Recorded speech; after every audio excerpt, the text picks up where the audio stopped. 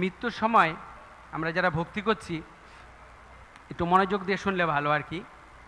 যে মৃত্যুর সময় আমাদের দুটো জিনিস মনে হবে। একটা হচ্ছে আমরা যাকে বেশি ভালোবাসি তার কথা মনে হবে, আর একটা হচ্ছে আমরা যাকে বেশি ঘৃণা করি তার কথা মনে হবে মৃত্যুর সময়।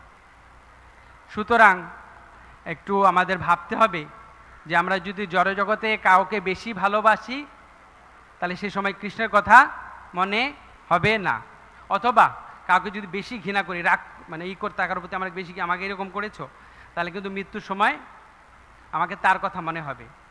তাহলে আমাদের এই জড়জগতে আমাদের নিউট্রাল থাকতে হবে, মানে কারো প্রতি বেশি আসক্ত হওয়া যাবে না, কারো প্রতি বেশি বিরক্ত হওয়া যাবে না, আর বেশি আসক্ত হতে হবে কৃষ্ণের প্রতি। কৃষ্ণের প্রতি যদি আমি বেশি আসক্ত হই তাহলে আমার কি হবে, মৃত্যুর সময় আমার কৃষ্ণের কথা মনে হবে।